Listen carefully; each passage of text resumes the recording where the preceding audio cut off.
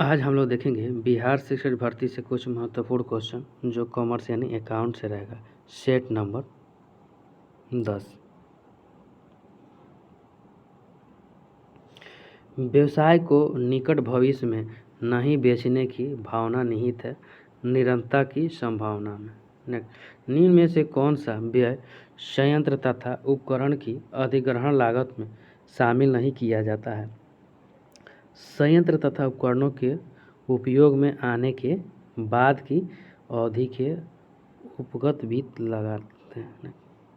तलपट खाता बही की गणितीय शुद्धता को प्रकट करता है। कौन सी त्रुटि तलपट के मिलान को प्रभावित नहीं करती है? संपत्ति का व्यय के रूप में अभिलेखन। बेची गई वस्तुओं की लागत प्लस अंकित स्टॉक माइनस प्रारंभिक स्टॉक बराबर होता है क्रय। लेखांकन सिद्धांत आमतौर पर किस पर आधारित होते हैं? वस्तुनिष्ठता पर आधारित होते हैं। आंतरिक ढुलाई को ट्रेडिंग खाते में डेबिट किया जाता है।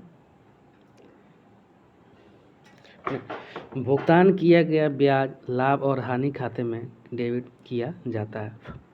भुगतान किए गए किराए की राशि लाभ और हानि खाते के डेबिट पक्ष पर दिखाई जाती है। 28 मार्च 2023 को आग लगने से 10,000 के मूल्य का रहतिया नष्ट हो गया। बीमा कंपनी ने पूरा दावा स्वीकार कर लिया और 31 मार्च 2023 को अंतिम खाते बनाते समय दिखाया जाएगा। व्यापारिक खाते एवं तुलन पत्र दोनों में। तलपट के असंतुलन में कौन सी त्रुटियां शामिल है? सहायक बहियों का गलत योग। संपत्ति की बिक्री पर लाभ का श्रेय दिया जाता है। लाभ और हानि में मालिक द्वारा व्यक्तिगत उपयोग के लिए निकाली गई 2,000 रुपये की राशि यात्रा व्यय खाते में डेबिट की गई थी, तो सुधार पत्रिका प्रविष्टि क्या है? तो drawing account debit 2,000 to travelling expenses account 2,000। अनुमोदन के आधार पर भेजा गया माल और इससे क्रेडिट की बिक्री के रूप में दर्ज किया गया, तो किसका उदाहरण है? सिद्धांत की त्रुटि का। त्रुटियों के सुधार के लिए आमतौर पर किस खाते का उपयोग किया जाता है? दोनों पक्षों में की गई त्रुटियां को तलपट को प्रभावित नहीं करती है। यदि कैश बुक के अनुसार ओवरड्राफ्ट शुरुआती है तो बैंक में जमा किया गया 5,000 का चेक लेकिन बैंक में दर्ज नहीं किया गया 10 होगा, 5,000 रुपये द्वारा जोड़ा जाएगा। जब बैंक से धन निकाला जाता है तो बैंक पासबुक में ग्राहक के खाते डैश किया जाता है नाम है। बैंक समाधान विवरण तैयार करते समय पासबुक के अनुसार शेष राशि प्राप्त करने के लिए रोकड़ बही के अनुकूल शेष में निम्न में से जोड़ा जाना चाहिए। ग्राहकों द्वारा बैंक में सीधे भुगतान। बैंक समाधान विवरण बीआरएस की विशेषताओं के संबंध में निम्न में से कौन सा कथन गलत है? बीआरएस ऐसी किसी भी त्रुटि को सामने नहीं लाएगा जो नकदी बही में हो सकती है लेकिन पासबुक में सही है। कौन लेखांकन की आधारभूत विशेषता है? यह नकद और नकद प्राप्त करने के अधिकार के बीच अंतर करता है। पूंजीगत व्यय के बारे में निम्न में से कौन सा सही नहीं है? व्यवसाय का लाभ कम करता है। संपत्ति हासिल करने के लिए चुकाई गई 10,000 की कानूनी फीस को पूंजीगत व्यय माना जाता है। अस्थायी संपत्तियों पर ह्रास एक उदाहरण है आयगत व्यय का। एक ह्रासमान संपत्ति का अपरचलन किसके द्वारा उत्पन्न हो सकता है? प्रौद्योगिक परिवर्तन, उत्पाद बिक्री में सुधार, उत्पाद या सेवा के लिए बाजार की मांग में परिवर्तन, वैधानिक या अन्य प्रतिबंध। एक मशीन की मूल्य लागत 11,20,000 थी। इसका बचाव मूल्य 1,20,000 था और इसकी उपयोग जीवन काल 5 साल था। सीधी रेखा विधि के अनुसार वार्षिक मूल्य ह्रास किया होगा। तो मूल्य ह्रास बराबर निकालेंगे तो उसको और घटाने के बाद 5 से डिवाइड कर देंगे तो 20,000 आ जाएगा ना, 2 लाख रुपये। सामान्य आरक्षित के रूप में भी जाना जाता है। मुक्त आरक्षित, राजस्व का आरक्षित और सुरक्षित कोष। बैलेंस शीट के दायित्व पक्ष में निम्न में से कौन दिखाई देता है? बकाया खर्च। डैश डैश आय अर्जित करने के लिए व्यवसाय के बाहर निवेश किया जा सकता है। आरक्षित। बैंक बुक और कैश अमाउंट के बीच सही अंतर है। कैश अमाउंट सामान्य खाता बही वाला खाता है, जबकि कैश बुक प्रविष्टि की एक अलग खाता है। आकस्मिक देयता को किसके कारण दर्शाया जाता है? पूर्ण प्रकटीकरण की परिपाटी पर। एक डैश डैश खाता लोगों के खातों के अलावा अन्य संपत्ति और देनदारियों से संबंधित एक सामान्य खाता वही खाता है। वास्तविक खाता। तुलन पत्र का मद नहीं है। विक्रय राजस्व। भूमि का एक भाग प्राप्त करने के लिए भुगतान की गई कानूनी फीस डैश डैश होती है। भूमि खाते में डेबिट। आकस्मिक देयता नहीं है। दे हामीदारी कमीशन। मालिक द्वारा निवेश के परिणाम स्वरूप पूंजी में और डैश डैश में भी वृद्धि होगी। वृद्धि परिसंपत्ति। चालू परिसंपत्ति पद में शामिल नहीं है। फर्नीचर। माल दान में देते समय जिस खाते को जमा किया जाएगा वह है क्रय खाता होता है। एक साझेदार जिसके किसी फर्म में संबंधित होने की जानकारी सामान्यतः जनता को नहीं है कहलाता है गुप्त साझेदार। साझेदारों के पूंजी खाते पर ब्याज क्रेडिट किया जाता है। साझेदारों के पूंजी खाते में कंपनी के पूरे वास्तविक मूल्य की मांग की और पूरे मूल्य को प्राप्त किया। अंश पूंजी पर खातों में अधिक पूंजी के अंतर्गत प्रविष्टि कैसे दर्ज की जाती है?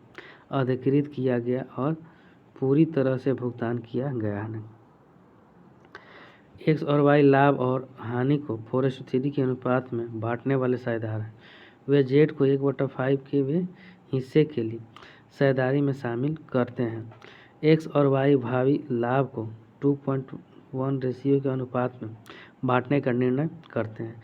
एक्स और वाई के त्याग करने का अनुपात क्या है? 4:17। ओल्ड रेशियो कितना है?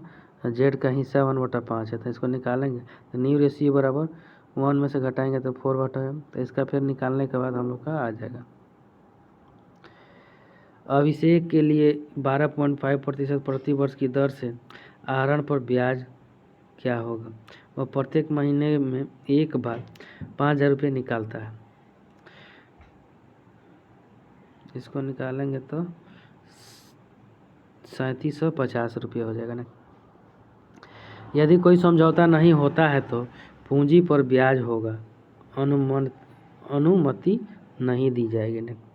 एक साझेदार के अवकाश ग्रहण के समय संपत्ति एवं दायित्वों के पुनर्मूल्यांकन पर होने वाले लाभ को क्रेडिट किया जाता है सभी साझेदारों के पुराने लाभ हानि अनुपात में उनके पूंजी खाते में। जब एक फर्म समाप्त या भंग हो जाती है तो और एक साझेदार स्वेच्छापूर्वक फर्म के लेनदार को भुगतान के रूप में अपनी व्यक्तिगत परिसंपत्ति देता है जो खाता जमा क्रेडिट होता है, वह है साझेदार का पूंजी खाता। गैर पूंजीबद्ध कंपनियों एनबीएफसी और एचएफसी के अलावा के लिए डीआरआर को ऋण पत्र के मोचन के समय बकाया ऋण पत्र के डैश डैश बनाए रखना आवश्यक है। ऋण पत्र के 10% पर बनाए रखना आवश्यक है 10%। शुद्ध परिसंपत्ति या माइनस संपत्ति कोष किसके बराबर है? खरीद प्रतिफल के बराबर होता है ना। समझौते के अभाव में साझेदार अधिकृत होते हैं ऋणों पर ब्याज के लिए। ऋण पत्र जारी करने के लिए छूट की प्रकृति है पूंजीगत हानि। 10,000 रुपये के विपणन योग्य प्रतिभूतियों को 12,000 रुपये में बेचा गया तो विपणन योग्य प्रतिभूतियों की विधि पर लाभ को लाभ और हानि को विवरण में से घट में जमा किया जाएगा। निम्न में है परिचालन गतिविधि के अंतर्गत निव्वल लाभ से 2,000 रुपये की कटौती की जाएगी और परिचालन गतिविधियों के असाधारण मदों के रूप में दर्शाए जाएंगे।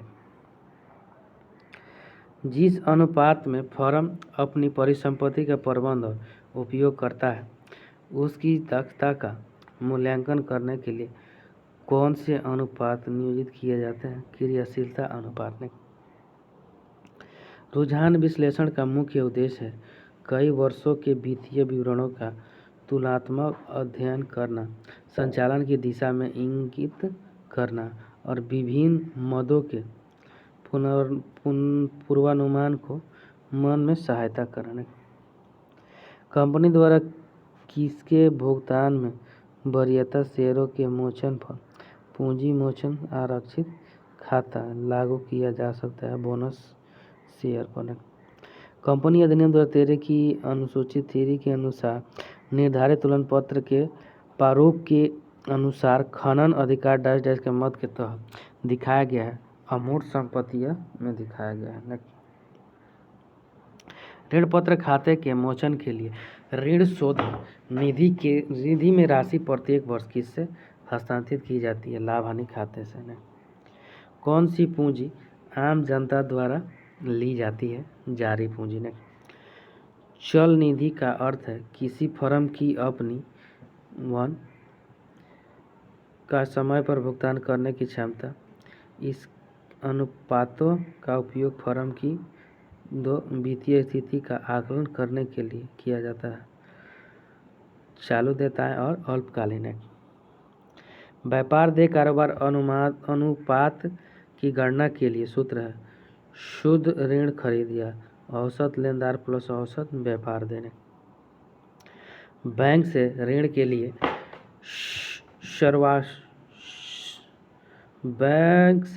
के लिए समर्पित प्रतिभूति के रूप में ऋण पत्र जारी करने के मामले में किस खाते से डेबिट किया जाएगा? ऋण पत्र उच्चतम खाता से।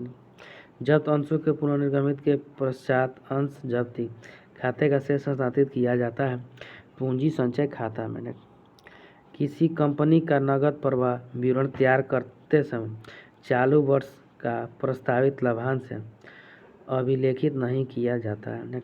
किस प्रकार से अनुपात विश्लेषण संबंध में मदद करता है? योजना, समय और नियंत्रण।